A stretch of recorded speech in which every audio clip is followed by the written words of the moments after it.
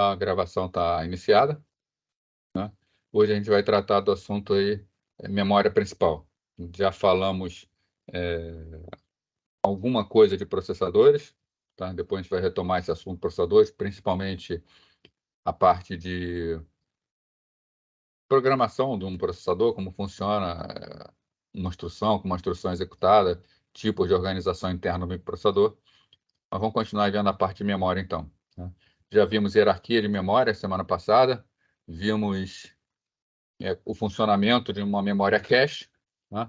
Vamos ver agora o funcionamento da memória principal, que é o que a gente chama de memória RAM do sistema.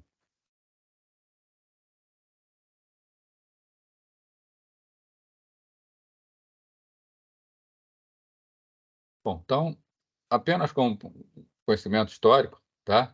Os computadores antigos utilizavam memória chamada memória de ferrite.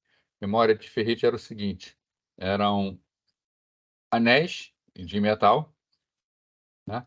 E esse anel de metal, ele podia ser magnetizado num sentido ou magnetizado no outro sentido, né?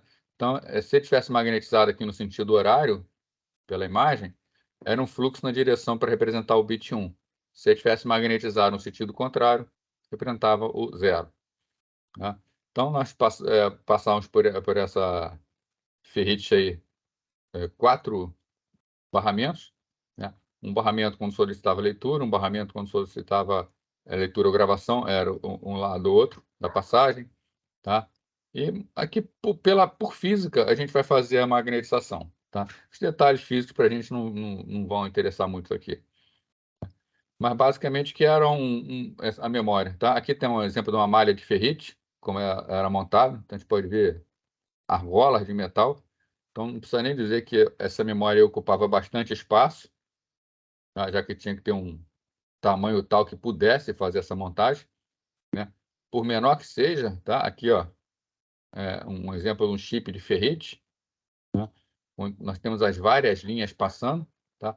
A gente vê que existe uma limitação no tamanho, tá? Era possível empilhar, né, várias placas de ferrite para poder fazer a composição da memória, né? Então, isso aqui é para a gente ter uma ideia histórica de como era a memória no início. Claro que hoje em dia as memórias utilizam material semicondutor, tá? Transistores, capacitores, tá? Dependendo do tipo de memória, vai ser um transistor ou vai ser um capacitor. Tá indo? Tá. Então, como é organizada as memórias semicondutoras, né, que é o que nos interessa? O elemento básico é a célula de memória, né? A célula, a unidade básica de informação, ela vai armazenar o valor 0 ou 1, né? É claro que uma posição de memória, uma palavra de memória, ela será composta por vários bits. Então, será composto por várias células, tá? Então, a célula é para um bit. São capazes de serem gravadas pelo menos uma vez. Nós já estudamos aqui a hierarquia de memória, né? PROM, EPROM, né? E a gente sabe que algumas memórias elas podem ser gravadas apenas uma vez. A memória RAM pode ser gravada quantas vezes quiser. E elas são capazes de serem lidas, né?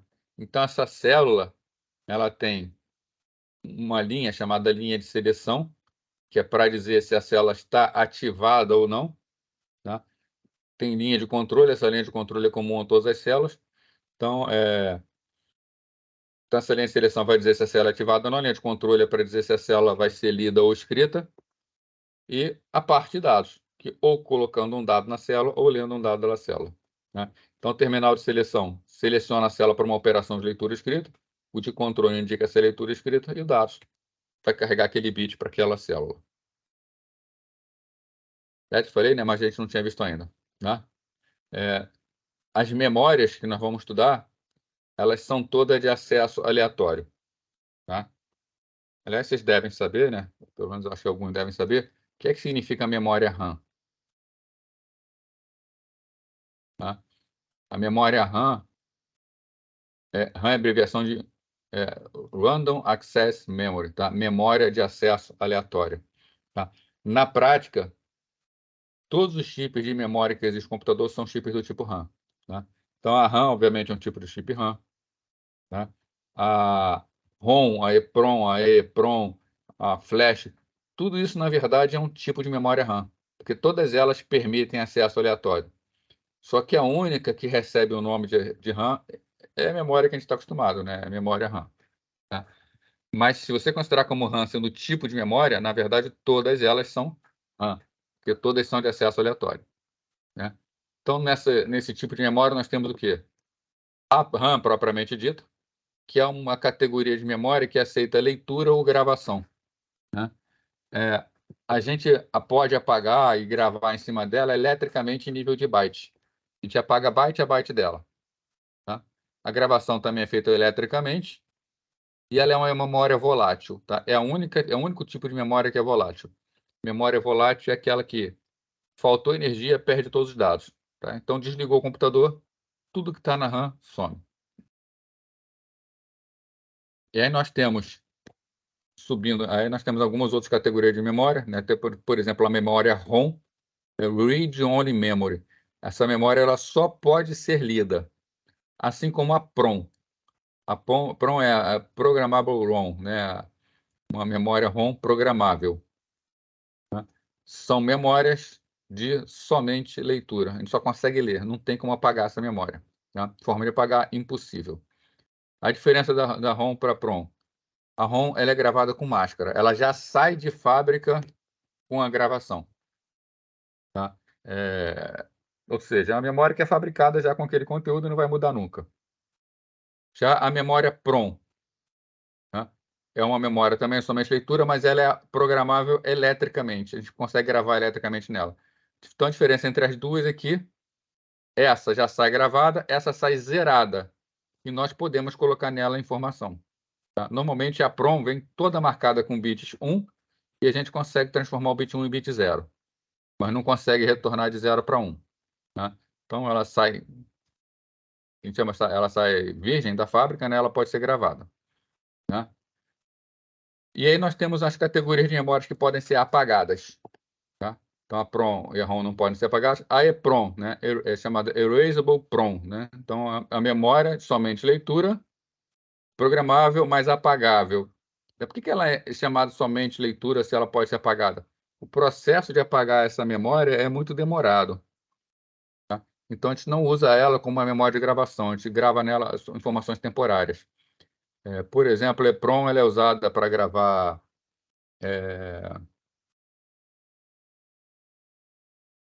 qualquer uma dessas três, né? PROM, EPROM ou ROM, é usada para gravar BIOS do sistema operacional não, desculpa, BIOS da placa-mãe, tá? Onde, chips de controle de circuitos integrados, de placas. Você grava a ideia é gravar uma única vez e nunca mais apagar. Sendo que a EPROM ela pode ser apagada uma vez. A forma de apagar a EPROM é por luz ultravioleta. E o chip da EPROM, você identifica ele porque a parte superior dele tem uma janela de vidro, onde por essa janela de vidro você tem o alcance ao núcleo do chip. Você expõe essa janela a uma luz ultravioleta, uma lâmpada de cozinha, por exemplo, aquela antiga tubular, ela emite ultravioleta num bom nível. Você deixa ali 5 minutos embaixo de uma luz ultravioleta, você apaga o chip. Tá? Apagar, na verdade, é o seguinte: como é que funciona a memória PROM? Né? A memória PROM ela vem com bit 1. Bit 1 significa que a linha dela tá toda. Tá, vou falar assim, a memória, a linha está contínua. Então, se você bota sinal na entrada sem sinal na saída. A PROM do processo de gravação, você queima essa linha. Então, a linha de entrada estava entrando, você queima um pedaço dela e fica rompido. O sinal não passa mais, o valor zero. Quando você coloca uma luz ultravioleta, você consegue ir reconstituindo essa parte que você queimou e ela restaura essa ligação para você poder gravar de novo. Existe um limite na quantidade de gravações que pode ser feito, né? Porque vai causando degeneração cada vez que rompe isso aqui. Mas o problema da EPROM é esse inconveniente de você ter que botar embaixo de uma lâmpada ultravioleta quando você precisa apagar. Tá? Conforme a tecnologia evoluiu, surgiram as memórias EEPROM, né? Que é uma erasable, né? Apagável, mas apagável eletricamente. Então, a gente consegue apagar ela eletricamente em nível de byte. Eu posso trocar byte a byte dela. Tá? Também, todas elas são gravadas eletricamente. Tá? E a evolução da EEPROM é a memória flash, onde eu consigo apagar em nível de bloco, consigo apagar um bloco inteiro. Ela é mais rápida para apagar, tá? Ela é mais rápida que a EEPROM, né? Normalmente, a BIOS de uma placa-mãe de um computador é um chip EEPROM ou flash, porque quando você vai fazer a atualização da BIOS, ele passa por um processo de regeneração do chip e depois a gravação. Tá? E uma característica da ROM, PROM, EEPROM e flash é que elas não são voláteis. Nunca perdemos o conteúdo dela. Podemos apagar, desligar a máquina que continua tudo gravado nessa máquina. Normalmente, antigamente, onde Atari, por exemplo, um videogame antigo, Atari, ele ia funcionar com cartuchos. Você colocava um cartucho de chip dentro de uma máquina. Tá? Então, o jogo estava num chip. O pessoal que fazia pirataria do Atari usava muito memórias EPROM e EEPROM. Tá? Você copiava os jogos do Atari, botava no outro cartucho e funcionava.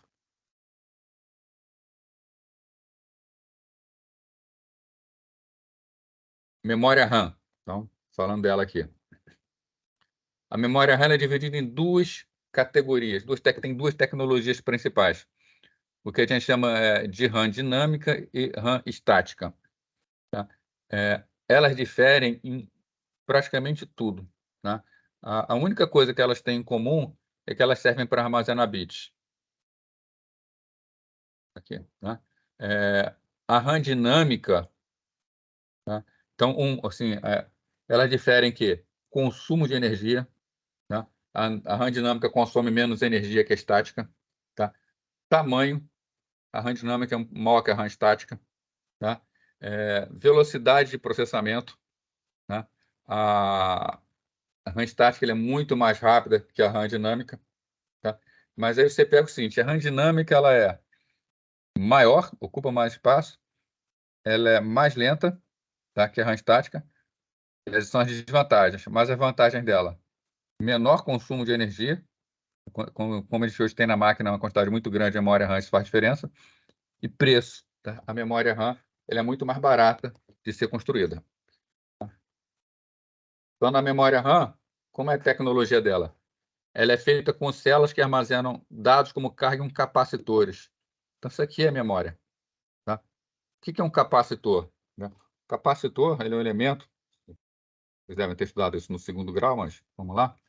Né? O capacitor ele é um elemento em que você tem como uma plaquinha em paralelo e um elemento no meio aqui, tá? Para promover a separação das chapas e fazer o armazenamento. Você joga uma carga nele, tem um dielétrico aqui no meio, né? Você joga uma carga nele, uma carga positiva de um lado, uma carga negativa do outro lado, ele carrega essa área entre eles. Então, você joga uma carga e tira a carga, né? Fica armazenado nele, internamente, essa carga que você deu. Se mais para frente você colocar aqui um circuito para verificar, você consegue saber quanto tem de carga nesse capacitor. Tá? Então, é assim que essa memória vai funcionar. Tá? Ela tem um capacitor, né?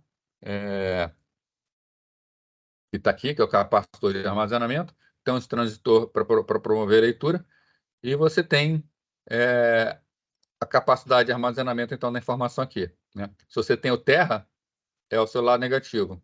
Se você vai armazenar, por exemplo, o bit 1, você coloca o mais aqui, o transistor libera a passagem, tá, dessa corrente, a corrente vai passar pelos transistores, você vai ter um lado positivo e um lado negativo no capacitor, você vai armazenar a informação, por isso você armazenou o bit 1.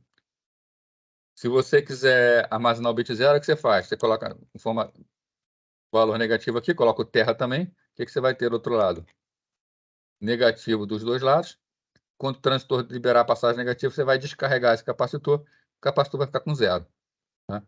Então, esse transistor libera a passagem para o armazenamento do capacitor. Tá? Então, a presença ou ausência de carga no capacitor é que vai dizer se nós temos um bit 0 ou um bit 1. Só que nós temos um pequeno problema. Capacitores descarregam com o tempo. Tá?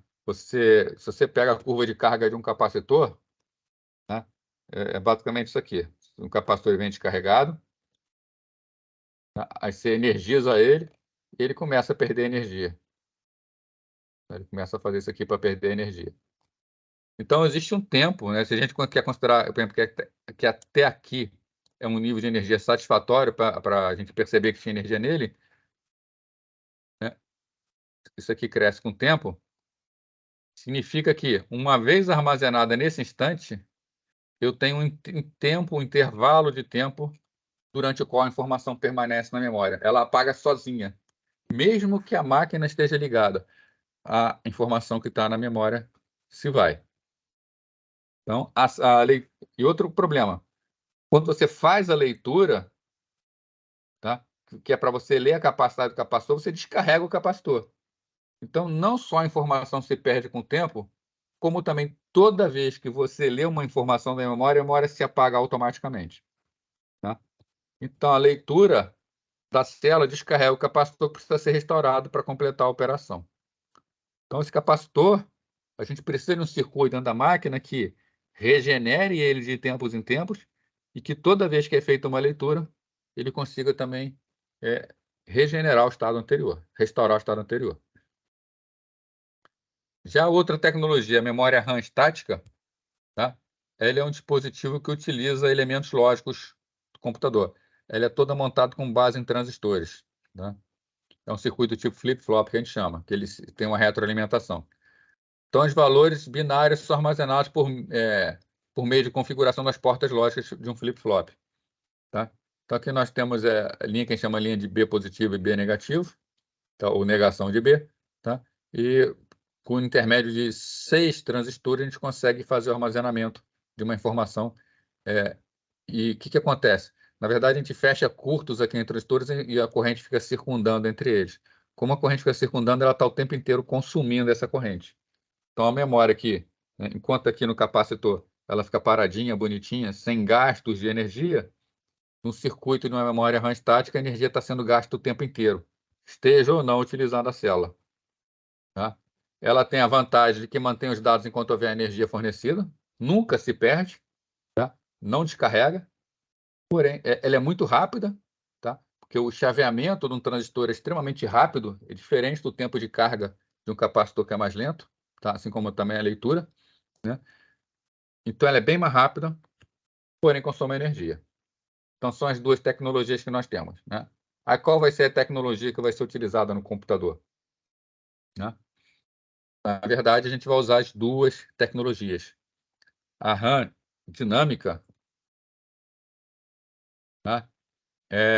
Apesar de todos os problemas dela, e apesar dela ser mais lenta, ela não é tão lenta assim, ela é uma memória até com uma boa velocidade, mas ela, devido ao seu baixo consumo de energia, tá? Ela é utilizada para armazenamento de grande quantidade de dados. Então, a memória RAM do computador, aquela memória mesmo do computador, do celular, memória que vai fazer o processamento, ela é do tipo dinâmica. Tá? E para acelerar o funcionamento da RAM dinâmica, a gente usa a RAM estática, a SRAM. A SRAM é a tecnologia que é usada em memória cache, que a gente falou semana passada. Né? Semana passada nós tínhamos memória, que a memória RAM era lenta e que a memória cache era muito rápida. A explicação está aqui. A memória RAM é feita com tecnologia dinâmica.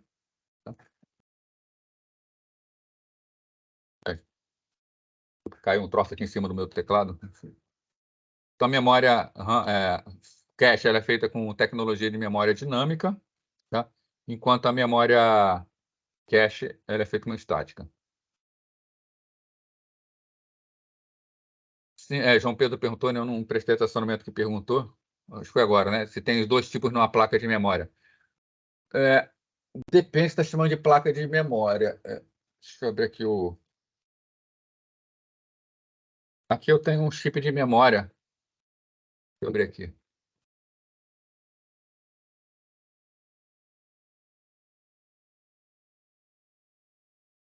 Aqui eu tenho um chip de memória, tá? Isso aqui é uma memória de um notebook. Não sei se está dando para ver legal aí. Acho que dá, né? Se eu botar lá, está sem etiqueta. São vários chipzinhos, tá? Para armazenamento de informação. Né? Esse chip aqui são todos eles dinâmicos. A gente não tem no pente de memória, memória estática. Né? A memória estática é a memória cache, L1, L2, L3. Normalmente elas estão dentro do microprocessador. Elas vão ser feitas com a mesma tecnologia do microprocessador. Então, beleza. Então, essa aqui, que é aquela que a gente compra, ela é toda dinâmica. Ela é tecnologia de memória dinâmica. Dentro dela não tem estática.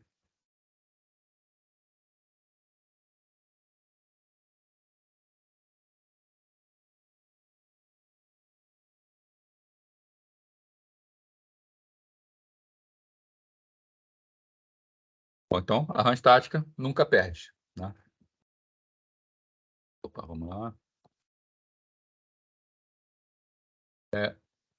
Mas um detalhe, tanto as dinâmicas quanto as estáticas, elas são voláteis, tá? Memória volátil é desligou, perdeu energia. Então, elas têm que ter alimentação contínua para manter os valores, tá? Essa é, por exemplo, uma das diferenças. Você sabe a diferença entre hibernar ou... Esqueci o outro nome. É hibernar ou quando você botar o computador para suspender, né? Ah, sim.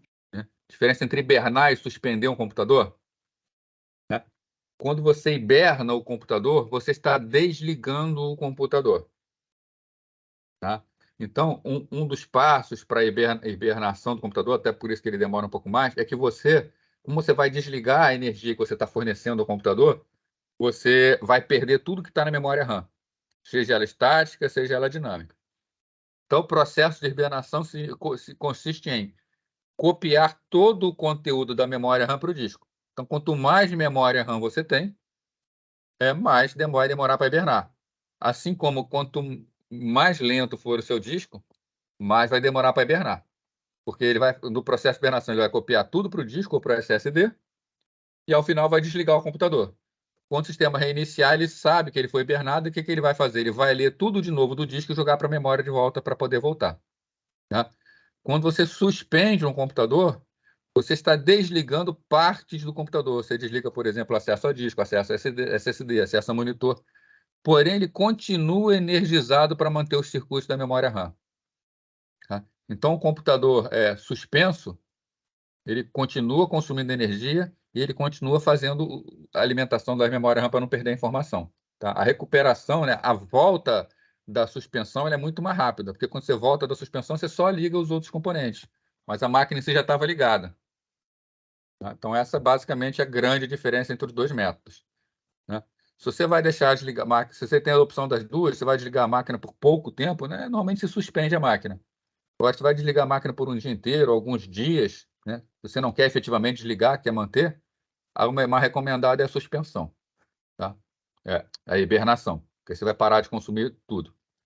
E também tem um problema a suspensão, né? Se você estiver com pouca bateria, ela vai continuar consumindo bateria. E aí vai chegar um momento que não vai ter mais bateria. Aí a máquina vai ser como se você tivesse puxado da tomada, né? Vai perder tudo que estava nela. É legal isso aí? Então, uma das grandes diferenças entre suspensão e hibernação é essa, né? A maneira como é tratada a memória RAM, né? Uma célula DRAM ela é mais simples e menor que uma célula SRAM, tá? A DRAM é mais densa e mais barata que a SRAM correspondente, tá? A DRAM, a dinâmica, requer o suporte de um circuito de refresh, tá? A memória dinâmica, aquela do capacitorzinho, né? Eu mostrei aqui para vocês, ela descarrega com o tempo. Como ela descarrega com o tempo, ela tem que ser recarregada periodicamente. É claro que isso não vai ser tarefa do microprocessador, nem vai ser tarefa do sistema operacional de ninguém. O próprio chip já tem um circuito de refresh, tá? Então, o próprio chip de memória RAM já cuida desse refresh internamente. A gente vai ver como ele faz isso.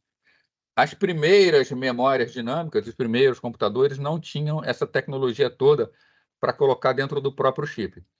Então, cabia a placa-mãe fazer o refresh temporário delas, tá? Então, precisa do suporte no circuito de refresh, tá? Para memórias maiores, o custo fixo é compensado, tá? E as DRAM são usadas como memória principal. Já comentei isso com vocês aqui, a memória RAM, tá? Enquanto as SRAM são utilizadas em cache. Vamos ver aqui os tipos de ROM, tá? Para depois poder continuar depois com a memória ROM. A ROM, a Read Only Memory, memória somente leitura. Ela é não volátil, nenhuma fonte de energia é necessária para manter os bits. Nunca é possível escrever algo novo, Tá? Uma aplicação importante das ROMs é a microprogramação. Tá? Então, você dentro do seu microprocessador, ou até de outros equipamentos que tenham microprogramas dentro dele, que são programas que já estão gravados no chip, são gravados num chip de ROM. Tá? Possui a vantagem que dados dos programas estão permanentemente na memória, nunca precisam ser carregados para armazenamento secundário. Então, você tem, por exemplo, um equipamento como uma máquina fotográfica. Tá? A máquina fotográfica, dificilmente você faz atualização de software dela, a grande maioria nem permite atualização de software, mas a máquina fotográfica digital ela tem um sistema operacional, ela tem um programa, ela tem tudo que roda dentro dela. Né? As máquinas fotográficas elas já têm o chip de ROM dentro delas. Você ligou a máquina, já está tudo lá, o programa já está carregado, ela já funciona de imediato. Então, ligar a máquina e bater a foto. Né? Imagina a máquina que precisasse da boot no sistema operacional. Está acontecendo algo que você quer bater a foto na hora. Tá? A tela da boot já era. Né? Então, possui a vantagem de estar permanentemente carregada a informação. Uma ROM é criada como qualquer outro tipo de circuito integrado, né, e os dados são gravados fisicamente como parte do processo de fabricação. Tá? Então, a informação já vem gravada dentro dele. Tá? Surgiram depois as PROM. PROM é bicho extinto. Tá? Até onde eu saiba, ninguém mais usa PROM. Tá? As EEPROM e as Flash dominam o mercado atualmente. Né? Até porque a PROM gravou uma vez, né? Gravou errado, perdeu o chip, né? Só pode gravar uma vez. Aqui tem um exemplo no chip de PROM e aqui um gravador de PROM, tá? Você encaixa o chip aqui, levanta ou abaixa a alavanca, tá? Para prender o chip. Aqui você liga numa porta, antigamente dava porta serial para isso, aqui é uma porta DB9, e um programa no computador descarregava e fazia gravação nessa PROM. Tá? A gravação dela é bem demorada, demora um pouquinho, tá? Não é muito rápida, não. Tá? Pode ser gravada apenas uma única vez. A gravação é realizada eletricamente e pode ser feita pelo próprio fornecedor ou pelo cliente. Tá? Então, equipamento especial é necessário para gravação. No caso aqui, um gravador de PROM. Aqui eu comentei com vocês que a EEPROM tinha uma janela de vidro. Está aqui a janela de vidro. Ó. Você tem um chip EEPROM, a janela de vidro, e aqui passa a luz ultravioleta. Então, antes de gravar, todas as células precisam ser apagadas. Você bota lá embaixo da luz ultravioleta. Eu cheguei a trabalhar com algumas em laboratório. 5 minutos embaixo da luz ultravioleta, a gente deixava de 5 a 10 minutos, estava apagado. Tá? O equipamento de gravação é parecido, um equipamento desse aqui também. Só que no caso do EPROM, a gente tinha a possibilidade de fazer o teste para ver se estava realmente tudo apagado. Né? Que às vezes você botava embaixo da luz ultravioleta, mas não conseguia apagar com perfeição tudo. Então você botava mais tempo lá para ver se tinha apagado. Tá? Ela pode ser alterada múltiplas vezes, então a gente grava, apaga. Tá? É uma memória não volátil e é claro que é mais cara que a PROM. Bom, uma forma mais atraente surgiu depois é poder apagar eletricamente, né? A EEPROM, além de demorado para apagar, né, tem que ficar embaixo da luz ultravioleta muito tempo, a gente não pode esquecer depois de botar uma fita isolante aqui em cima ou qualquer outra coisa, tá? Porque na luz ambiente tem um pouco de luz ultravioleta, né? Então, se você estivesse no gabinete, lá dentro tivesse alguma iluminação, podia degradar com o tempo a informação. Então, tem que botar algum material opaco aqui para impedir de apagar sem querer. Tá? Então, além disso, além de não ter esse risco de apagar sem querer, é muito mais confortável você apagar por um circuito. Né? Computadores, por exemplo, muitos usam EEPROM para armazenamento da BIOS. Então, você vai fazer uma atualização da placa-mãe, você não precisa tirar o chip da placa-mãe. Tá? A própria placa-mãe já tem um circuito que faz para apagar, e ela já tem dentro dela também o circuito que faz o papel desse carregador aqui, né? Então, a placa-mãe já faz o papel também desse carregador. Então, dentro da própria placa-mãe, você grava a sua BIOS. Pode ser gravada a qualquer momento sem apagar o conteúdo anterior. Tá? Ainda permite que você apague em nível de byte. Né? A anterior, a EEPROM, você tem que apagar a memória inteira. A EEPROM você pode apagar somente um byte. Tá? A gravação leva muito mais tempo que a leitura. Tá? Demora mais para gravar do que para ler. Quem já fez atualização de BIOS de placa-mãe percebe isso. Quando você manda atualizar uma BIOS, com a barrinha lá correndo, também não é nada absurdo, não. Menos de 1 minuto. Né? Talvez aqui, chutar aqui uns 20 segundos para gravar uma BIOS. Tá? Mas é muito mais lento, extremamente mais lento do que ler. Né? O computador está usando ela o tempo inteiro para ler. Então, combina a vantagem da não volatilidade com a flexibilidade de ser atualizada no próprio local. Mas lembrando que não dá para substituir a RAM, porque é muito lenta para gravar ela. Obviamente, a EEPROM é mais cara que a EEPROM, também é menos densa, admite menos bits por chip.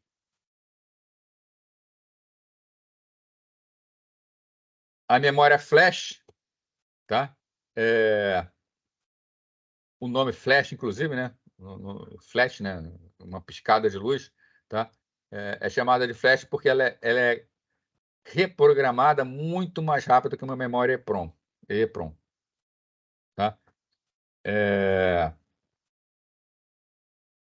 Porém, ainda é uma memória lenta, mesmo para gravar, mesmo sendo muito mais rápida, ela é lenta, tá? Ela é apagada também com tecnologia elétrica, né?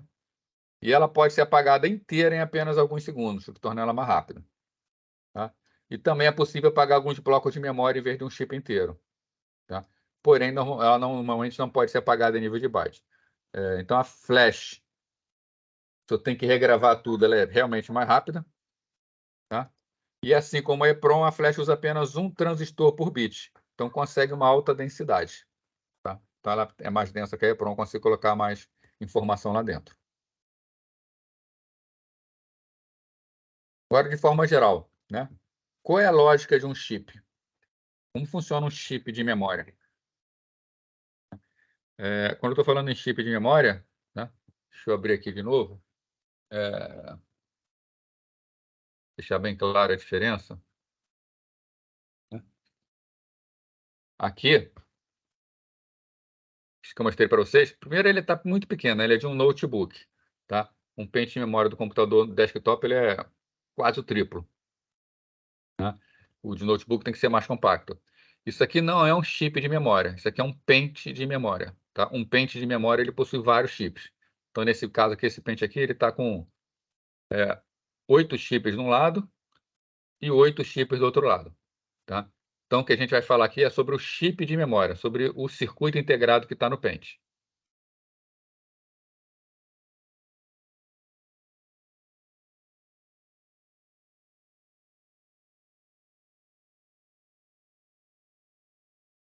Então, sobre o chip. Então, para memórias semicondutoras, uma das principais questões de projeto é a quantidade de bits que podem ser lidos e escritos de uma única vez. Normalmente, quando chips de memória, o chip, né, o circuito integrado de memória, ele é um circuito que você consegue armazenar 1 byte, ou você consegue armazenar 2 bytes, ou você tem chips de 4 bytes, ou você tem chips de 8 bytes, né? Um pente de memória, normalmente, ele é endereçado a nível de byte. Então, ele pode conter vários chips de 1 bit, cada um, que são unidos, e esses vários chips de 1 bit, cada um, são acessados em paralelo para a gente poder ler 1 byte da memória, ou gravar 1 byte de memória. Então, um pente de memória, ele combina vários chips, normalmente, para combinar essa capacidade menor que eles têm de armazenamento de cada célula, tá? E também, em alguns casos, para aumentar a capacidade, né? Eu posso, então, ter, por exemplo, um pente de 1 tera, né? Para exemplificar, tá? Eu nem sei dizer para você comercialmente tem exatamente esses valores, tá? Mas a ideia é essa, comercialmente a ideia é essa. Você pode comprar, por exemplo, um pente de 1 tera, e esse pente de 1 tera, ele ter, por exemplo, 4 chips nele, tá? Esses 4 chips eles podem ser, por exemplo, 4 chips onde cada um desses chips contém 1 tera de 2 bits, né? Como eu quero 1 terabyte, eu vou juntar 4 pentes de 2 bits de 1 tera, né? Vou ter 8 terabits, que vai ser 1 terabyte. Assim como também pode ser, cada chip desse, um chip que cada um armazena 8 bits, cada um armazena 1 byte. Porém, cada um deles tem o tamanho de 256 GB. Aí eu preciso de 4 pentes, né? 4 vezes 256, 4 pentes de 256 GB para ter 1 terabyte. Assim como eu posso ter também num pente um único chip de 1 terabyte direto, né? Então, como a gente sabe? Tá? Olhando o chip. Normalmente no chip ele está escrito qual é o tamanho dele e quantos bits ele armazena por célula, tá?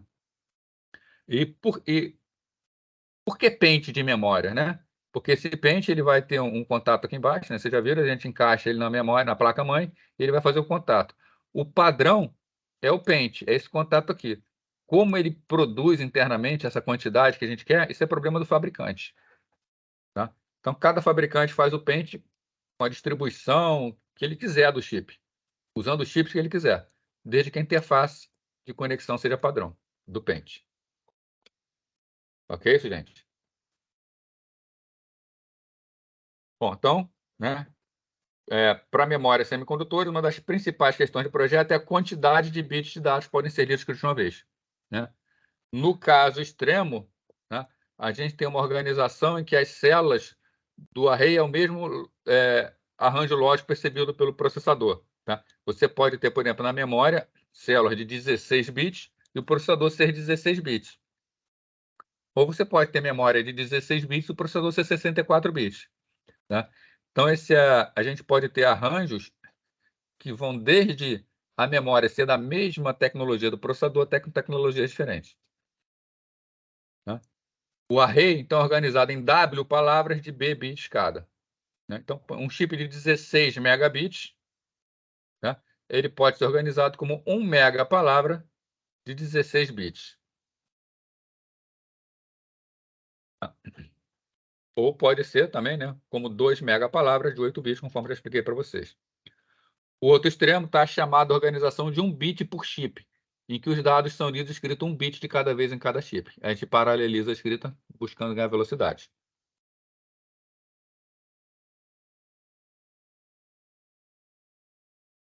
Então, aqui a lógica do chip. Tá? Então, o chip de memória, esse aqui é um exemplo de um tipo de memória DRAM, tá? Memória dinâmica RAM. Tá? Então, aqui é uma DRAM de 16 megabits, onde cada bit, 4 bits são lidos e escritos por vez. Tá? Então, significa que internamente ele armazena 4 bits. Tá? E o que vai acontecer? Esse chip ele tem algumas linhas, por exemplo, a linha RAS, Row Address Select, linha CAS, coluna Address Select. Quando a gente alimenta um chip com informações, a gente vai colocar linhas de controle. Como são 16 megabits, né, e a gente está acessando por célula aqui, o que a gente precisa para endereçar 16 mega? 2 elevado a 10 representa 1 mega. Então, 1 mega, 2 elevado a 10. Eu quero 16 mega. Então, para multiplicar isso aqui por 16, eu multiplico por 4. Né? Então, multiplico 4, não, multiplico por 16. Né? Multiplico por 2 elevado a 4. Tá? Então, 2 elevado a 10, multiplicar por 2 elevado a 4. Eu preciso para endereçar. Tá? Porém, eu já tenho aqui que 4... que essa célula armazena 4 bits por célula. Né? Se eu armazeno 4 bits por célula, né, eu já preciso de menos 4 em endereçamento. Tá? Então, vou dividir por quem aqui? Vou dividir por 4, né? Por 2 elevado ao quadrado. Né? Então, eu preciso aqui, no caso, 14, eu preciso de 12 linhas para endereçar. Tá? Aqui está até errado, está faltando uma linha. Tá? Tem que ir de 0 até 11. Tá? Com essas 12 linhas, uma parte das linhas vão decodificar o endereço da linha. Tá? Isso aqui é um array de memória. A forma como esse array é montado, para acessar cada célula de memória, o que acontece? Eu marco uma coluna, marco uma linha, então estou endereçando essa célula que está no cruzamento da coluna com a linha. Né? Então, eu pego o endereço de entrada, passo por decodificadores.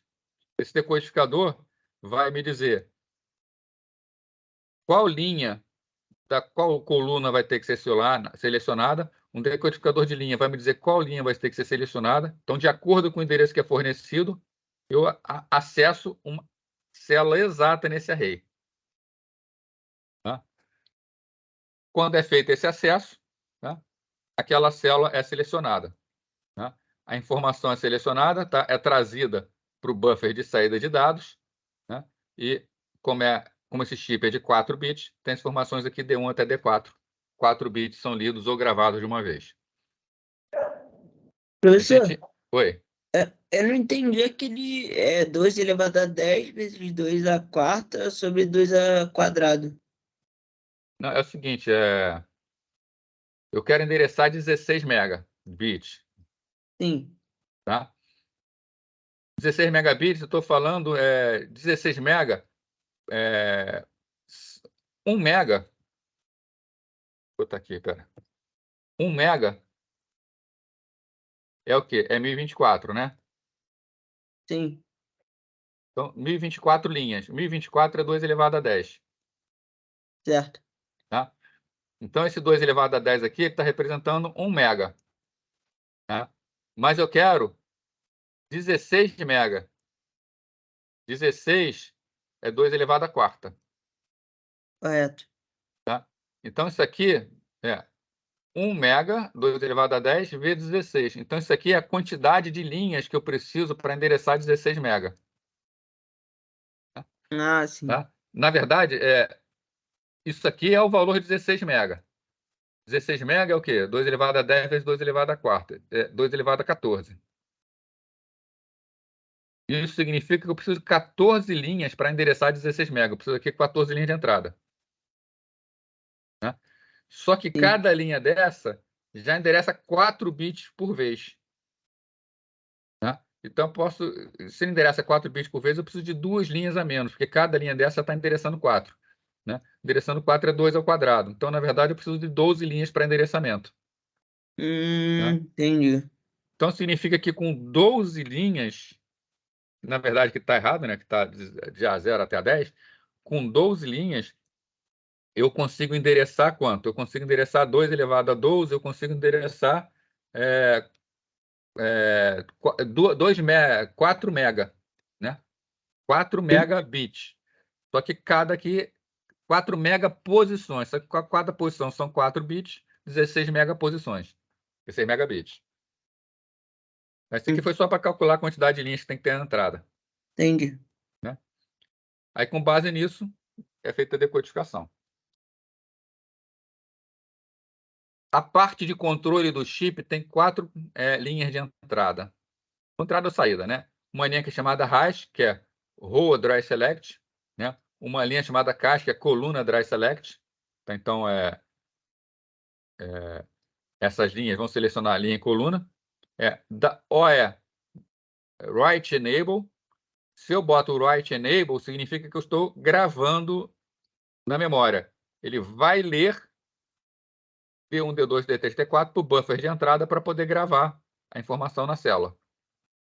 Se eu estou lendo, vai estar o output enable e o write enable vai estar 0. Eu vou habilitar a saída e eu vou ler o que está na célula e jogar na saída, tá? E a gente percebe que, como é memória estática, tem aqui um circuito de refresh, que é um contador de refresh, tá? Esse contador de refresh, ele serve para que faça o refresh da memória. Lembra o que é o refresh? O capacitor da memória descarrega com o tempo. O refresh é para forçar que ele seja recarregado. Então, dentro do chip de memória, tem um contador aqui que ele tá decrementando. Quando chega a 0, tá, o contador de refresh, ele vai forçar um refresh do chip, né? Ele vai ler o conteúdo da memória e gravar de novo. Então, o circuito de refresh vai fazer isso, tá? O que o circuito de refresh faz quando chegou a hora de fazer o refresh? Ele lê uma célula, bota no buffer de saída, automaticamente o buffer de saída é direcionado ao buffer de entrada e ele grava de volta na célula. E mesmo quando é feita uma operação só de saída, a operação de saída ele zera a memória. Então, quando você manda a informação para fora, automaticamente realimenta o buffer de entrada para fazer a gravação, tá? Então, todo o processo de leitura é seguido automaticamente no processo de gravação. Isso acontecendo aí bilhões de vezes por segundo dentro de um chip, né? Então, é muito rápido mesmo, né? Tá legal essa parte assim? A ideia aqui é mais entender o conceito da coisa, né? Em que a célula, na verdade, é uma grande tabela com linhas e colunas, o endereço vai ser decodificado em linhas e colunas e tem um circuito de refresh para poder restabelecer o que estava ali dentro. Por isso, né, uma das razões pelas quais a memória RAM ela é tão mais cara não, desculpe, tão mais lenta que a memória cache. O circuito de refresh é a forma, tá, de manter a memória sem perder a informação. Então, uma técnica simples é desativar o chip da DRAM enquanto as células de dados são atualizadas. Ou seja, enquanto está fazendo o refresh, a memória está inacessível. Não é possível ler da memória enquanto ela está fazendo o refresh. Então, o contador de refresh percorre todos os valores de linha, né? Então, esse contador de refresh aqui, ele vai fazendo linha por linha, pá, tá? E para essas linhas, então, é ativado então, o circuito de refresh. Ele lê a linha, bota no buffer e grava de volta. Tá? Os dados são lidos e escritos de volta no mesmo local. Tá? Isso aqui como informação, tá? Atualizei ontem, no slide que eu coloquei para vocês, originalmente não tinha. Tá? O ciclo de refresh de uma memória varia de acordo com vários parâmetros, quantidade de chip, fabricante, tudo mais. Um valor típico das memórias DDR4 é 7,8 microsegundos. Tá? Então, se você botar jogar para cima 10 microsegundos, tá? Botar até dar uma folga para a memória, significa que, né, ela é feita 10.000 vezes por segundo. Tá? O ciclo de refresh é realizado numa memória DDR4 mais ou menos 10.000 vezes por segundo. Então, daí a gente percebe, né? A gente fala que ela é memória lenta quando comparada com a cache, mas só o refresh dela é feito nessa taxa. Então, ela é extremamente rápida. Tá? É que a gente diz que ela é lenta porque o processador é muito, mas muitíssimo mais rápido.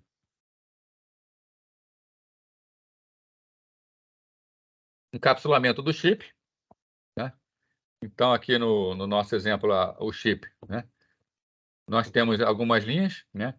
VCC e VSS são terra e alimentação, então a alimentação, 2 pinos de alimentação, 2 pinos de terra. Os dados, D0, D1, D2, D3, são linhas de entrada e saída, pode ver que vai para um lado para o outro, né? O write enable, o output enable, CAIS, write, tá? E a linha de endereçamento. Né? Então, esse aqui é um exemplo de um chip, né? Está aqui 4 mega por 4, é um chip de 16 megabits, mas na verdade ele é um chip de 4 mega vezes 4 bits.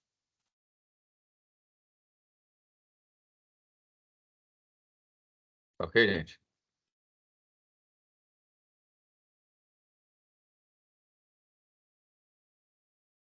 Memória intercalada.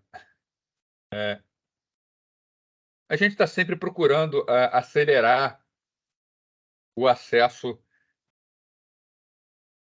as vias de acesso numa máquina. Tá? Memória intercalada é uma das coisas que permite acelerar bastante o acesso à memória RAM. Hoje em dia, praticamente toda placa-mãe trabalha com isso. Tá? Uma boa maneira de você saber se a sua placa-mãe faz ou não é prestar atenção aqui. Ó. Aqui são os slots de memória da placa-mãe. Tá? Então, ó, barramento de expansão, microprocessador, tá? A alimentação e locais para botar o pente de memória. Essa placa-mãe aqui aceita 4 pentes de memória. Tem 2 bancos em azul e 2 bancos em preto. Né? Normalmente é assim. Né? Então, aceita 4 pentes. Por que das cores diferentes? Tá? Vamos entender aqui o porquê. Então, uma das formas de você saber se a sua placa-mãe trabalha com memória intercalada é olhar para ela. Se ela tiver soquetes de memória com cores diferentes, ela vai estar trabalhando com memória intercalada. Né? Então, a memória principal é composta por uma série de chips e diversos chips podem ser agrupados para formar um banco de memória, um pente de memória. Tá? Agora, esses bancos de memória, tá, eles podem receber uma organização conhecida como memória intercalada. Né? O que era a memória nos primeiros computadores? A memória dos meus computadores era o seguinte, era uma grande tabela, e essa tabela numerada, por exemplo, de 0 até n-1, né? Sendo n a quantidade de dados que cabe na memória. Tá? Então, você colocava um chip de memória nessa máquina, um pente de memória nessa máquina. Se você queria aumentar a memória, o que você fazia? Você coloca 2 chips ligados no seu computador. Quando você coloca o segundo chip, você coloca um novo espaço de endereçamento. Né? Cada um com capacidade N, você tem o quê? 2N de memória. Então, primeiro o chip é endereçado do 0 ao n-1, o segundo passa a ser endereçado do n até o 2n-1. Tá? Isso quer dizer que quando você grava dados contínuos, esses dados contínuos eles são gravados continuamente no chip de memória. Tá? A memória intercalada é uma técnica onde você coloca 2 pentes de memória, tá? E o que acontece com esses 2 pentes? Eles não são organizados sequencialmente, como eu mostrei aqui. Tá? Os computadores que têm a técnica de memória intercalada, o que eles fazem? Quando você coloca 2 pentes, aí aqui está a importância da cor. Tá? Pentes de mesma cor significa que eles estão no mesmo barramento. Tá? Então, aqui, ó, azul e azul, tá? Compartilham a mesma barramento de acesso. Preto e preto compartilham o mesmo barramento de acesso. E azul e preto não compartilham. Então, se eu coloco um pente num barramento azul e outro pente num barramento preto, o que eu estou fazendo aqui? Né? Eu estou usando a técnica de intercalação. Aí, na intercalação, o que vai acontecer é, quando eu coloco dessa maneira, o hardware, a placa-mãe organiza o acesso da seguinte maneira. Os 2 pentes estão aqui. O endereço 0 está nessa aqui. O endereço 1 está nessa aqui. O endereço 2 está nessa aqui. O endereço 3 está nessa aqui. Aí já deu para perceber, né? O endereço 4 está nessa aqui. O endereço 5 está nessa aqui. Então, você está intercalando na memória. Isso significa que, né, quando o programa está na memória, para efeito operacional, ele está contínuo na memória. E, normalmente, o que a CPU busca? Busca na sequência esses dados. Quando eu trabalho com memória intercalada, quando ele busca o primeiro, ele vai buscar no primeiro pente. Quando ele busca o segundo, ele vai buscar no segundo pente. Quando ele quer o terceiro, ele quer no terceiro pente. Quando ele quer o quarto, ele quer no quarto pente. E, normalmente, ele pede logo uma sequência grande. Quando a OCP pede uma sequência de dados na memória, se eu divido o acesso por 2 pentes de memória, eu estou dividindo pela metade o meu acesso, porque cada um dos pentes vai trabalhar metade do tempo. Tá? Então, trabalhar com pentes de memória em bancos diferentes, com acessos diferentes, acelera em muito, praticamente dobra. Vou nem falar em dobra o tempo, a velocidade, tá? Corta pela metade o tempo de acesso à memória, praticamente. Ô, professor, memória Oi. intercalada é a mesma coisa que memória dual channel, que a gente vê, né? Técnica parecida, mas o dual channel a gente vai falar sobre ela. Normalmente o dual channel é dentro do próprio pente de memória, mas com a mesma ideia. Tá? Só que a intercalação, você faz a intercalação nos pentes. A intercalação é você que faz. O dual channel ele vem de fábrica. Entendi. Então, quando você vai lá comprar a máquina, que o vendedor fala para você assim, ó, vai ficar mais rápido se você quer comprar uma máquina de 16 GB de RAM. Aí o vendedor fala para você assim, ó, fica mais rápido se você comprar 2 pentes de 8 do que um de 16. Tá? Ele não está dando o golpe. 2 pentes de 8 são mais caros que um pente de 16. Pouca coisa, mas é mais caro. Mas é mais rápido, é muito mais rápido. Tá? Então, vale a pena comprar quantidade par de pentes? Vale a pena comprar quantidade par de pentes. Fica diferente a máquina fica mais rápida. Tá? Agora, é claro que isso só vai acontecer se você tiver a máquina que faça isso. Um notebook, por exemplo, normalmente ele só tem um banco. Posição para um banco. Para um notebook, não vai fazer diferença nenhuma. Para um desktop, que normalmente tem isso aqui, faz diferença. Vale a pena? Muito, muito. O que acontece se eu espetar um pente no banco azul, outro pente no banco azul? Aí você tem a tecnologia disponível, mas você ligou errado. Você não vai estar usando a memória intercalada. Vai funcionar? Sem problema. Só que vai funcionar de forma sequencial e não de forma intercalada. Tá? Então, não basta a placa-mãe ter a característica e não basta você comprar 2 pentes. Tem que ligar certo, tem que saber ligar. Se faltou falar alguma coisa aqui, né? Então, intercalada, cada banco independente. Então, aqui, ó, se você tem K bancos, cada um pode atender K solicitações de maneira simultânea. Uma placa-mãe normal tem duas ligações de banco, né? Aqui está com 4 bancos. mas no caso você só consegue intercalar 2. Tá? Computadores maiores, de maior desempenho, tá? Você consegue botar mais bancos em paralelo, então você consegue um desempenho maior, e aí faz a diferença da arquitetura, e é importante conhecer isso, né? Que no futuro vocês vão ter que especificar uma máquina que vai trabalhar com muito acesso à memória, né? Vocês vão procurar uma placa que tenha ofereça mais paralelismo de banco, porque isso vai fazer total diferença na execução do sistema, né? Então, conhecer arquitetura é saber escolher a arquitetura certa, porque para você acelerar, você vai ter uma aplicação que faz uso pesado de memória. Você vai trocar o processador da máquina, vai botar um processador super rápido, botar um i9 da vida, e se duvidar, ele vai ser mais lento que um i3. Porque o problema não é o processamento, o problema é o acesso à memória. Então, você tem que saber que você precisa montar um sistema que o foco é o acesso à memória, não o processador. Isso faz a diferença no profissional que conhece o hardware.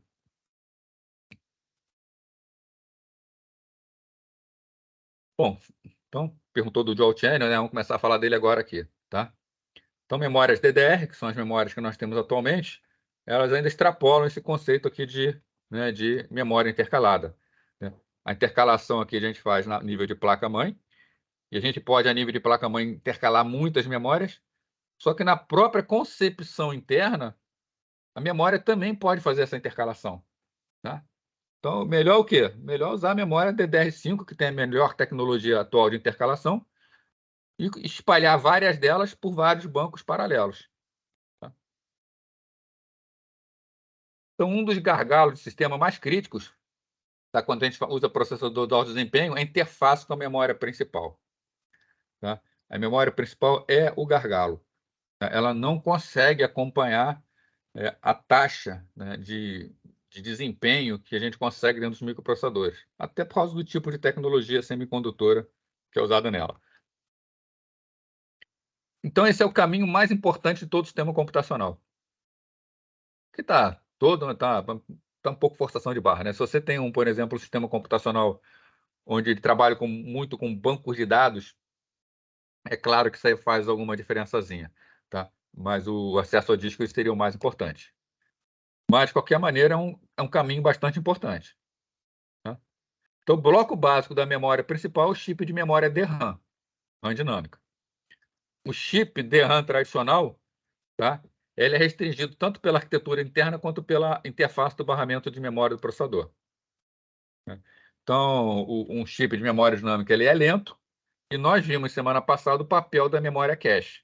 Tá? A memória cache ela acelera muito o desempenho, mas também eleva o preço. Tá? Essa memória cache normalmente ela vem embutida no microprocessador. Quando a gente vai comprar um microprocessador, vocês podem escolher entre vários modelos, vocês percebem que os modelos com mais cache são mais caros. Tá? Mas várias melhorias, tá? Só notar que se várias está faltando acento aí. Tem que corrigir aqui, tá? Várias melhorias recentes foram propostas. Entre elas, a SDRAM e a DDR-DRAM. Né? São duas tecnologias que vieram acelerar.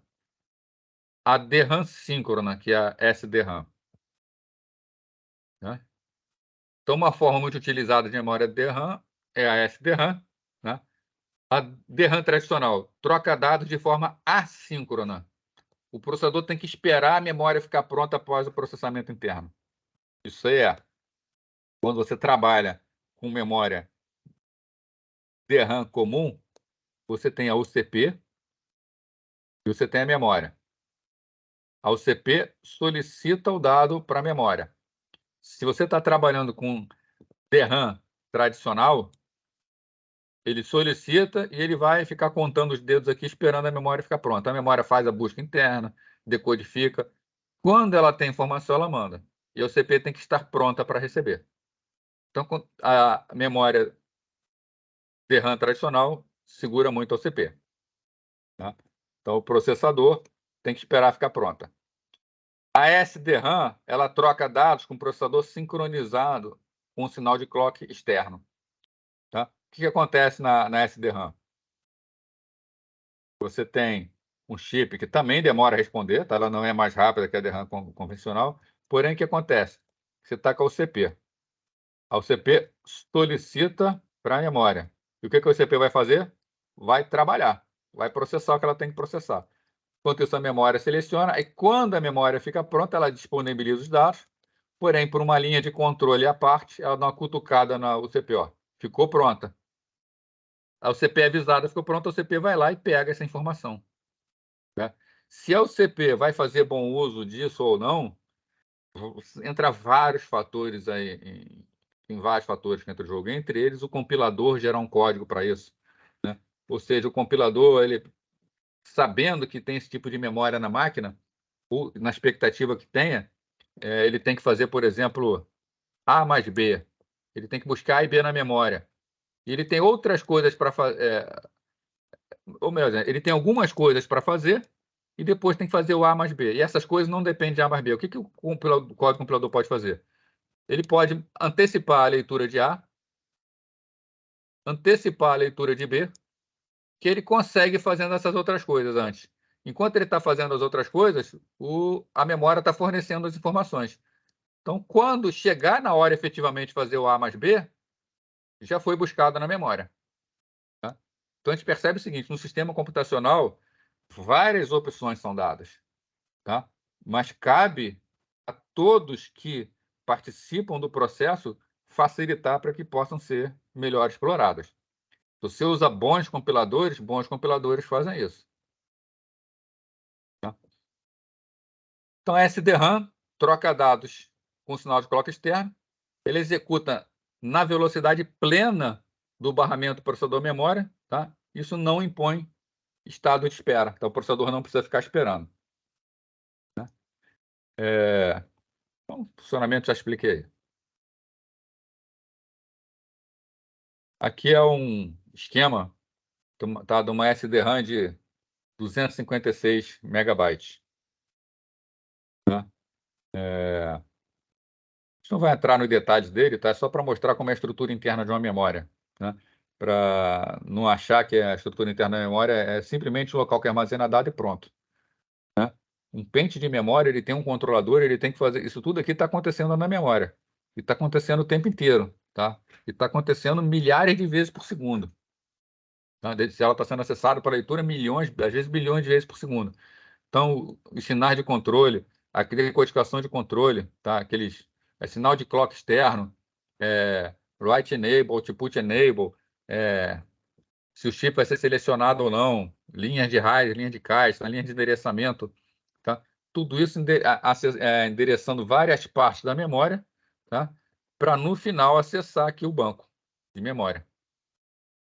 Tá? Então, na verdade, aqui é 256 megabits, formado por 16 bancos de 4 megabits. Tá? Aqui dentro também tem o circuito de refresh, está tudo acontecendo automaticamente. Tá? Então, as linhas aqui, por exemplo, abrindo endereçamento de linhas e colunas, tudo bonitinho.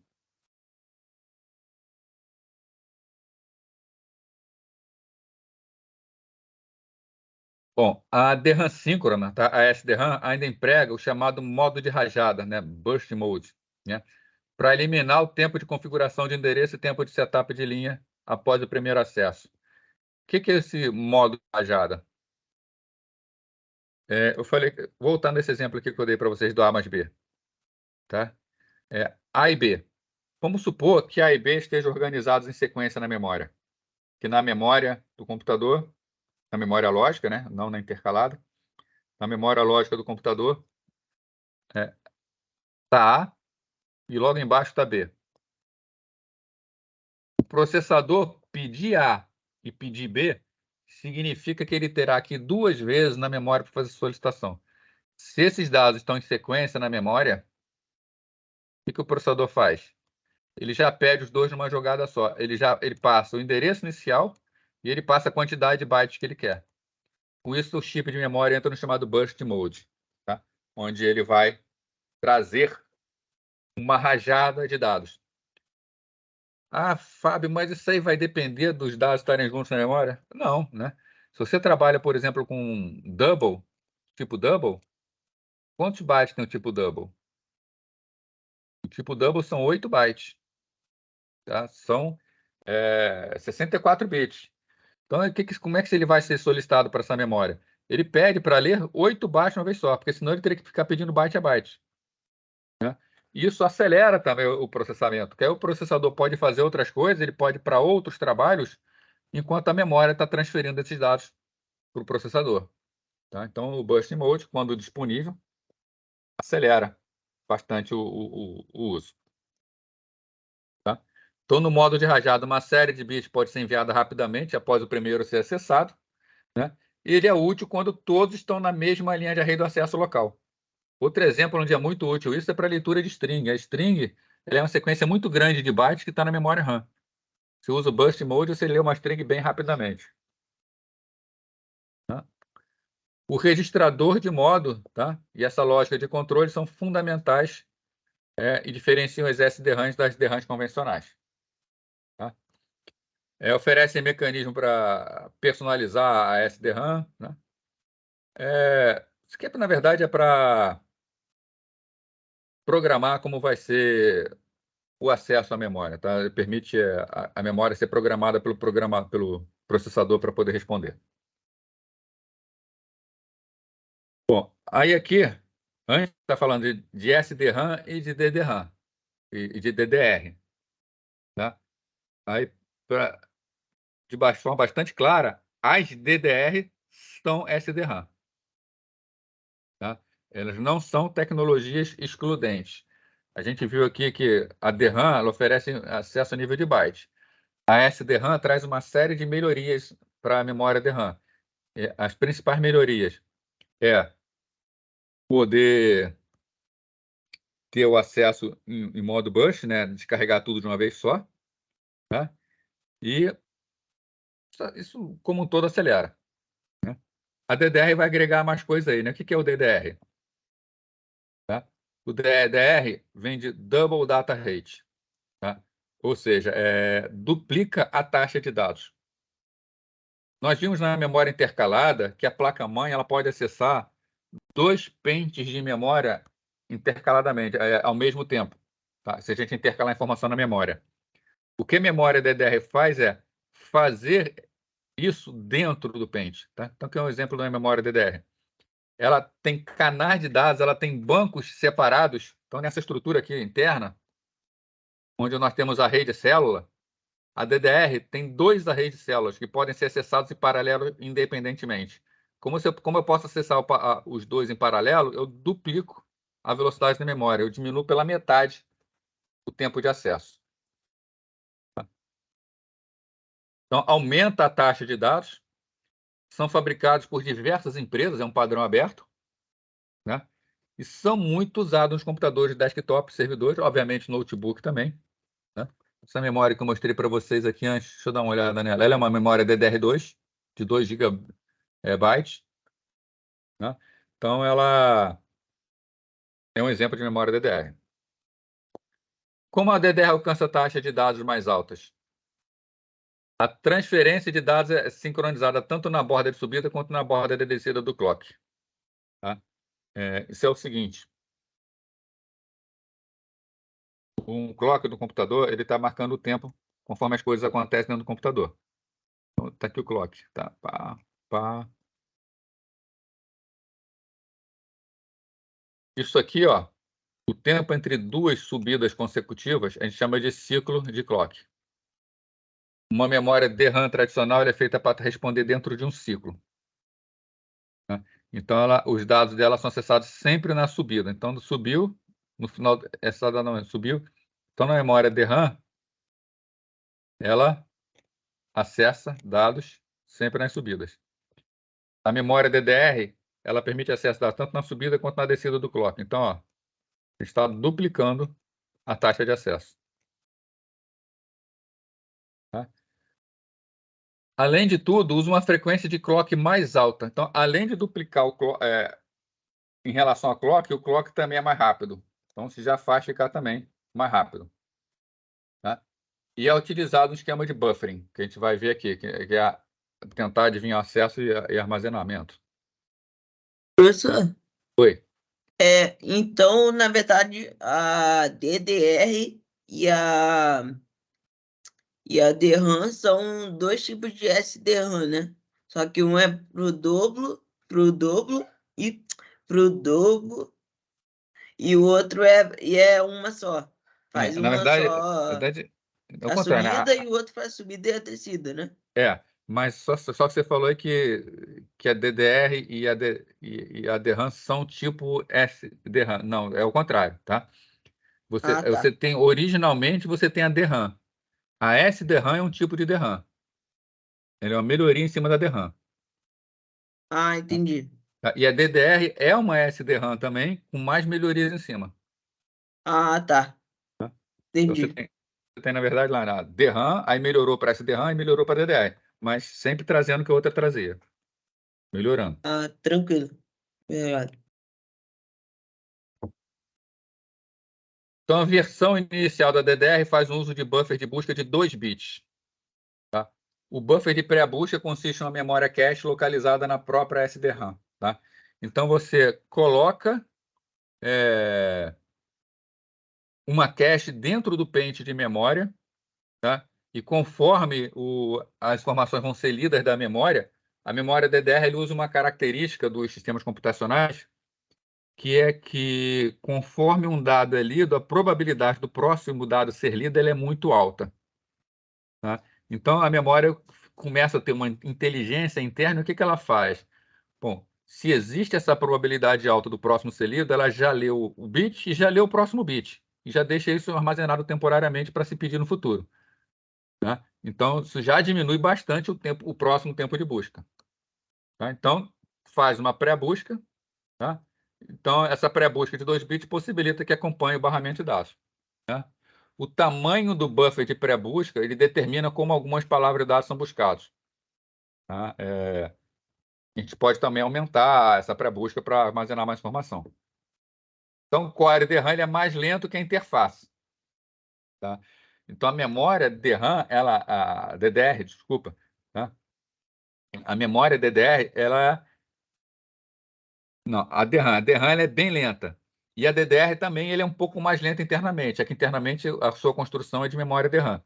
Só que ela faz acessos acelerados e ela costuma fazer buscas em adiantamento de forma que quando a informação é solicitada, ela consegue responder com uma taxa bem mais alta.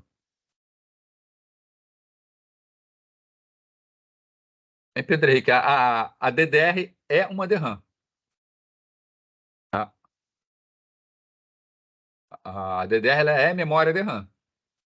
Só que o que a gente chama de DRAM pura são as antigas, as muito antigas. Hoje em dia o que se usa é DDR, que é um tipo de DRAM. Não faz mais sentido usar as memórias DRAM puras de antigamente.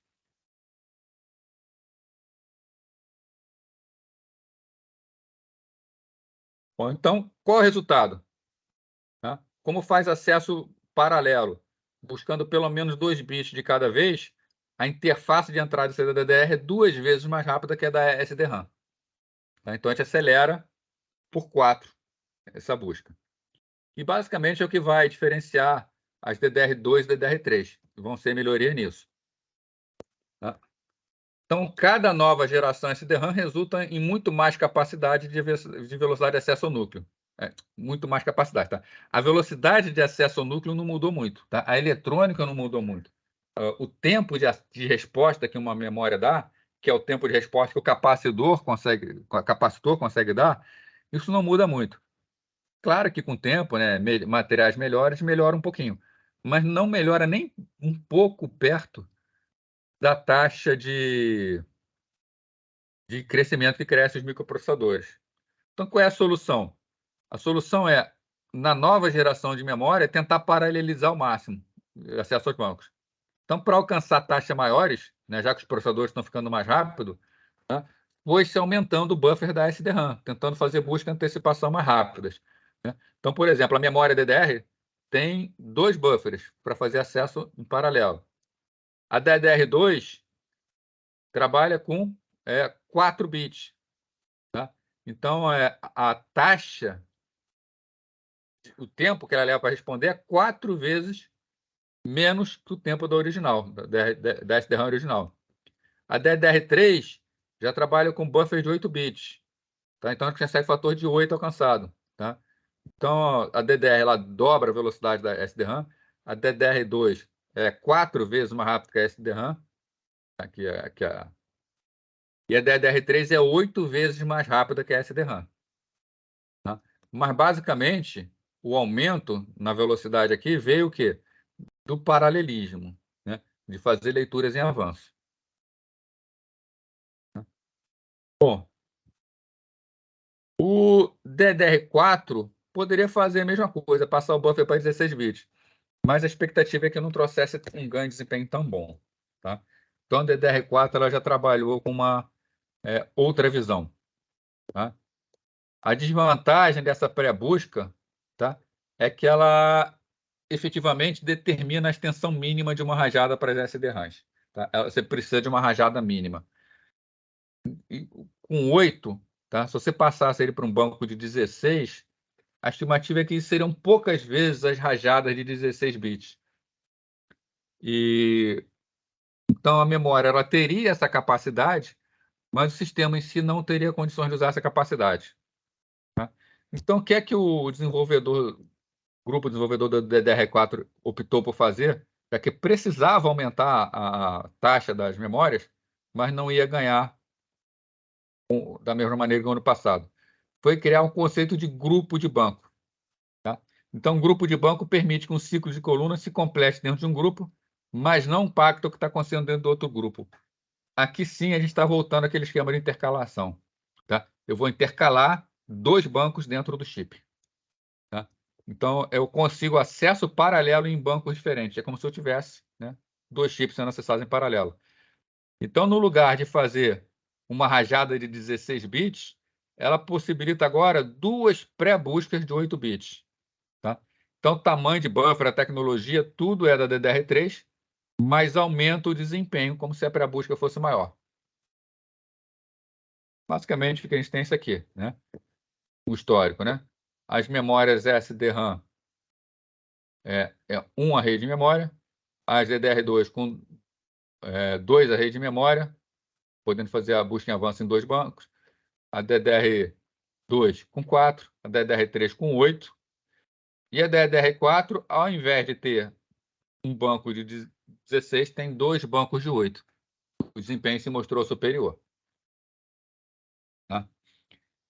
O livro-texto só chega até DDR4, mas hoje a gente já tem também a DDR5, tá? Que é o padrão mais atual de memória RAM, foi lançado em 2021. Tá? O que ele oferece em relação ao DDR4? Ganho de desempenho. Tá? Esse ganho de desempenho, claro, é o principal fator que se buscou, tá? Mas também trouxe maior eficiência energética, consome menos. Agora nós estamos partindo para máquinas com muita memória. A tendência que a gente quer é baixar o consumo de energia da máquina, principalmente para servidores, que grandes grupos de servidores em conjunto geram muito calor, tá? E consomem muita energia. Então, isso aqui colabora.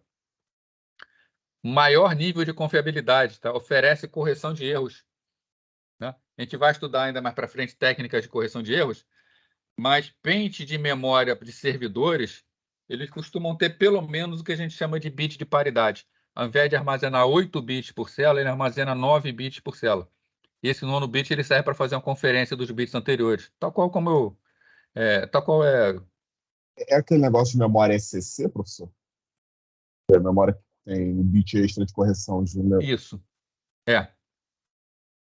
Exatamente isso. Só que o que acontece? DDR4, até o DDR4, não tem SCC, como é que eu vou falar? Por padrão, né? Não é obrigatório, não vem nele. Né? O DDR5 já traz isso em todos os pentes. Né? Então, essas memórias com SCC depende da placa-mãe ter essa capacidade de SCC, tá? Depende do chip de memória ter isso, que na verdade é o quê? É mais espaço de armazenamento que está lá dentro. Então, a memória de, por exemplo, 8 GB de memória RAM, ele tem, na verdade, 8 vezes 8 gigabits. Né? Uma memória com SCC de 1 bit teria 8 vezes 9 gigabits. Né? E para que serve isso, no caso da paridade, que a gente vai estudar à frente? Né? A paridade, que é a forma mais simples, tá? Existem outras formas, tá? você tem 8 bits, você vai contar quantos bits são 1. Se você estiver trabalhando com paridade par, você vai... Vamos supor que aqui tenha 5 bits 1. Você coloca um bit 1 aqui para que tenha sempre a quantidade par de bits 1. Se você tinha 4 bits 1, você vai colocar no bit paridade o bit 0. De modo que a soma sempre dá um número par. E aí você tem como conferir se a informação que foi armazenada ali está correta ou não. Servidores costumam trabalhar com esse tipo de memória, tá? Porque elas fazem a verificação e você tem condição de saber se um pente de memória está apresentando defeito ou não. Quando você trabalha com memória sem correção, você não sabe. Se o seu pente de memória começar a dar defeito, você vai começar a sentir falhas no computador, o computador vai travar, vai começar a dar valores errados. Aí você vai fazer testes na memória, aí com testes você consegue saber se tem defeito ou não. Tá? A DDR5, tá? Já traz o maior nível de confiabilidade, oferecendo, tá? Isso já direto para o consumidor doméstico. Mas tem no mercado a DDR4 também opcionalmente. Não tem aquela história, professor, que a memória SSC ela é um pouquinho mais lenta do que a outra por causa do tempo que demora para fazer essa verificação? Olha, a gente ouve falar nisso, tá? Mas eu acho difícil isso acontecer. Até porque essas memórias com SSC, elas são memórias normalmente feitas para servidores e que você quer ter um tempo extremamente rápido, tá? E como é a verificação? Essa verificação você pode fazer assim, ó, você pega um circuito lógico, um circuito extremamente simples. Você pega um circuito de portas ou exclusivo, você liga todas as entradas em portas ou exclusivas, um conjunto de várias portas ou exclusivas, que são circuitos lógicos mais rápidos que existem. Então, instantaneamente, você sabe se teve erro ou não. Isso não é feito a nível de software, isso é feito lá no hardware da memória, né? Isso tudo acontece em paralelo ao oferecimento, então eu não vejo por que seria mais lento. Eu não sei se assim a placa-mãe para consumidor final que faz esse tipo de verificação, por ser uma placa-mãe mais simples, ela possa ter nela alguma perda de desempenho. Mas se você falar em nível de servidores, pô, servidores a gente só quer coisa rápida. Os servidores todos trabalham com SSC. Todos não, né? Servidores vão falar assim, Todos quantos busca deveriam. mesmo desempenho. Oi? Todos deveriam trabalhar com SSC. O ideal é que fosse, né? O ideal é que toda máquina tivesse, né? Mas se lembrar, vou até anotar aqui, tá? E ver se semana que vem eu trago essa informação para vocês. Mas não tem porquê. Não tem porquê demorar, não, porque o cálculo do SCC é feito por circuitos que a gente chama de circuito ETL, que são circuitos muito rápidos, né? A gente consegue fazer de uma forma extremamente rápida. E o tempo de resposta de um transistor para fazer o cálculo do SCC, ele é muito mais rápido que o tempo de você fazer a descarga do capacitor para ver a resposta. Então, assim, o tempo que uma memória SDRAM leva para descarregar um capacitor para fornecer informação é muito grande perto do tempo que o circuito leva para calcular o SCC. Não vejo por que ser lento, tá? A memória DDR5, tá, trabalha com ciclos de 4.800 MHz. Tá? A DDR4 chega até 3.200 MHz. Isso as atuais. Tá? A especificação fala em alcançar até 8.400 MHz. Então, só no mais que a dobrada da taxa de leitura, de gravação, tá? De acesso, você já conseguiria mais que dobrar o ganho de desempenho. Tá? Então, em média, a DDR4 oferece um acesso de 25 gigabits por segundo, né? Enquanto a DDR5 oferece hoje um acesso de 38,4 gigabytes, melhor dizendo, gigabytes por segundo. Tá? Então, em um segundo, lê 38 gigabytes.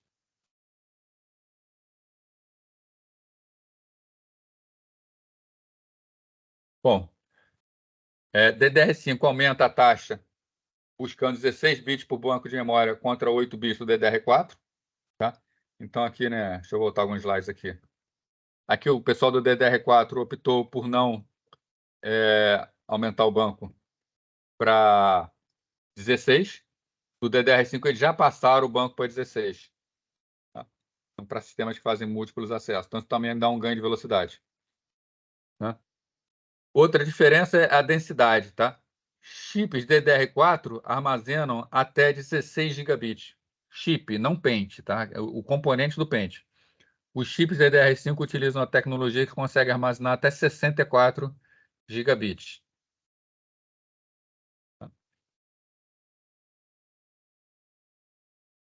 Para finalizar aqui, tá?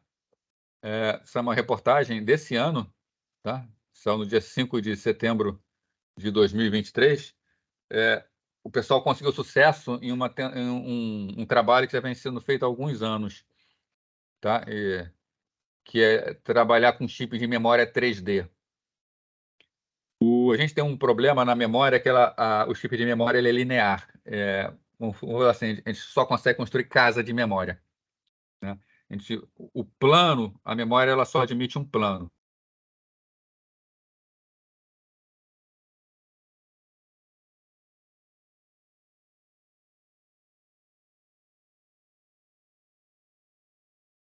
Eu acho que eu caí um pouco, caí rápido. Mas basicamente é o seguinte, né? Isso aqui são os dois principais parágrafos que eu tirei da reportagem. Os chips de RAM com estrutura 3D estão mais próximos de se tornarem realidade. Então, algumas coisas para prestar atenção.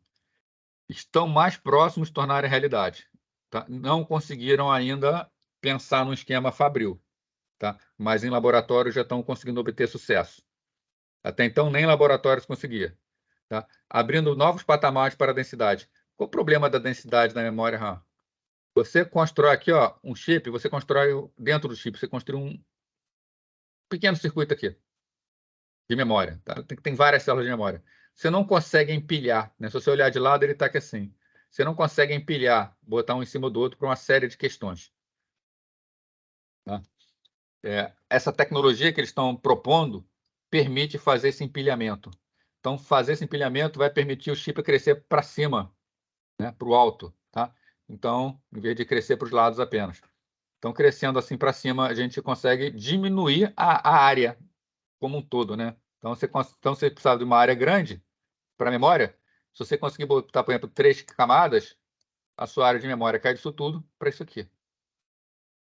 Tá? Resolvendo um dos problemas da memória que ocupa muito espaço.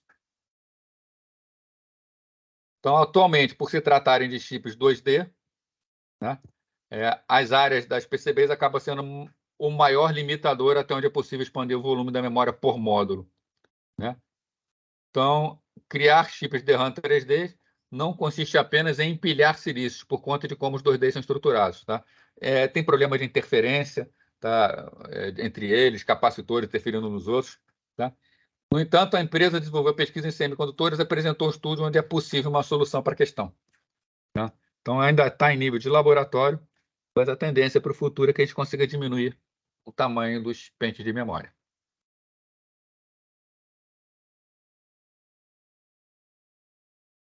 Próximo assunto nosso, tá? Conjunto de instruções. A gente vai voltar a falar de processador agora. Na verdade, a gente falou muito por alto de processador. Eu mostrei para vocês como é basicamente a estrutura de um processador. A gente viu algumas famílias de microprocessadores, mas sem entrar em muitos detalhes, né? Vimos sobre processadores ARM, processador AVR, linha Intel, AMD de processadores. Agora, em conjunto de instruções, a gente vai poder detalhar mais como é o funcionamento, já que basicamente o que o processador faz é executar esse conjunto de instruções. Tá? Mas a gente vai ver isso aí semana que vem, tá? Não vale a pena começar agora faltando aí 10 minutinhos. Então, em relação a esse assunto aí, ou até mesmo passado, alguém quer tirar alguma dúvida, falar alguma coisa?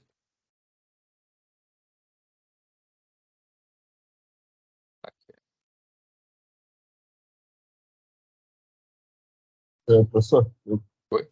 eu tenho uma dúvida, mas não é tipo, não é quanto à matéria que eu tô. A minha situação é essa. Eu estava aguardando a Veiga autorizar a minha equivalência para cursar essa matéria, porque eu estou fazendo ela por equivalência, que eu sou do currículo antigo. Uhum. E essa autorização, essa equivalência só foi liberada semana passada. Então, essa é a minha primeira aula na sua matéria. E aí eu só queria saber, eu vi que você passou um trabalho lá no Canvas e tudo mais, mas eu queria saber se além daquele trabalho se teve mais alguma coisa ou se é só eu realmente assistir a gravação das aulas e realizar o trabalho e é tudo conteúdo que foi passado até o momento. É só isso mesmo. Para um vai ser só aquele trabalho mesmo. Tá?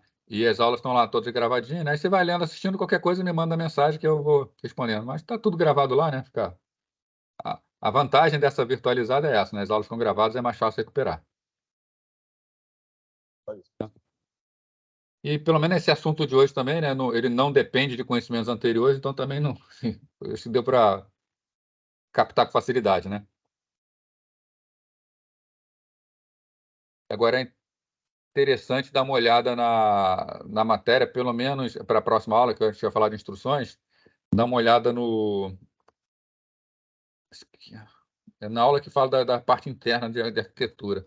Então, acho que é 2 aulas atrás, acho que é anterior a essa, que mostra, anterior a essa, que mostra como é o funcionamento de um microprocessador, como é um ciclo de instrução do microprocessador. Tá? Dá uma olhada no ciclo de instrução, que esse ciclo de instrução vai ser importante para a gente continuar vendo isso aqui. Tá? Quem puder rever também, ajuda.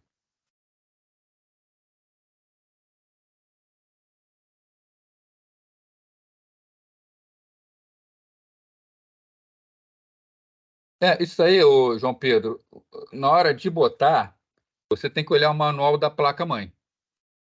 Tá? É, é, é, é realmente interessante botar em barramentos separados, em slots separados. Tá?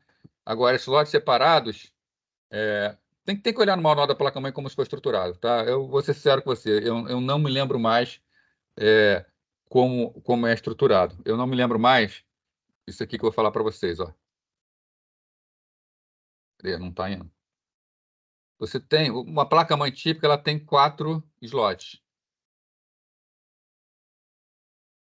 Tá? Eu não me lembro mais se a arrumação do slot é 1, 2, 3, 4 ou 1, 3, 2, 4, por exemplo. Tá? O importante mesmo é o seguinte, ela tem que estar em canais diferentes, em canais de dados diferentes. Então, você pega o manual da placa-mãe, e aí você vai... No manual da placa-mãe, na parte de colocação de pente em memória, tá, todo manual de placa-mãe tem isso, ele vai ser bem claro com você. Ele vai falar assim, ó, coloque... Se você estiver usando um pente, coloque em qualquer lugar. Se você estiver usando 2 pentes, coloca os 2 pentes, o primeiro nessa posição e o segundo nessa posição. Aí, ou ele vai mandar colocar aqui e aqui, ou ele vai mandar colocar aqui e aqui. Tá? Mas isso você tem que olhar realmente no manual da placa-mãe. Tá? E o ideal é colocar em canais separados. Né? Agora, esses canais separados estão em slots separados. Agora você tem que ver o seguinte, o que são canais separados? Né? Se canais separados são slots que estão longe, são slots que estão lado do lado. Aí é melhor usar na placa-mãe.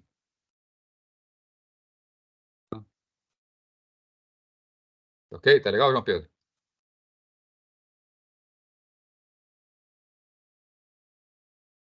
Eu vou até anotar aqui também.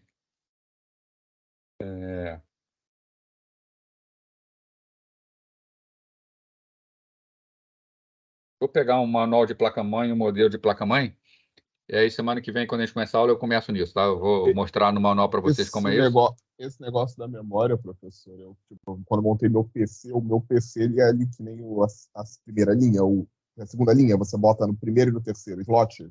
Uhum. Só que eu fui ajudar um amigo meu a montar no manual da placa-mãe dele, que era um modelo diferente da minha, era o outro padrão, era 1 e 2, eram os 2 slots um do lado do outro, eu acho. Então, é por isso que tem que olhar no manual mesmo, né? Não tem como afirmar o que é, né? E tem que olhar, porque se botar errado, o pior de botar errado, assim, se você botar errado e não funcionar, aí não tinha problema, que aí você sabia que fez errado.